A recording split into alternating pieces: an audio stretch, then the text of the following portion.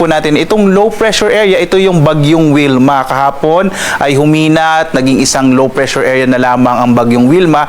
At base sa datos natin, ito pong orange, ibig sabihin medium chance na lamang or medium po yung posibilidad na ito ay maging bagyo. Kung magiging bagyo ito in the next 24 to 48 hours. Pero base po sa mga datos natin, mas malaki yung posibilidad na tuluyan pong malulusaw na itong low pressure area na ito. So patuloy po natin itong i-monitor. Samantala, patuloy pa rin ang pag-iral ng shear line at ng northeast monsoon at ito magdadala ng mga pag-ulan sa malaking bahagi ng Luzon, lalong-lalo na dito sa may eastern section ng northern at northern, central hanggang southern Luzon. Samantala po, itong low pressure area natin na huling namatan dito sa may katubigan malapit sa may bahagi ng Colasi sa Antique, inaasahan natin magdadala ng mga pag-ulan sa Mimaropa at sa western Visayas. Mapapansin naman natin, malaking bahagi ng Visayas at Mindanao walang masyadong kaulapan, kaya maaasahan natin or inaasahan natin na maaliwala sa magiging panahon ngayon sa malaking bahagi ng Visayas at Mindanao, maliban na lamang sa mga localized thunderstorms.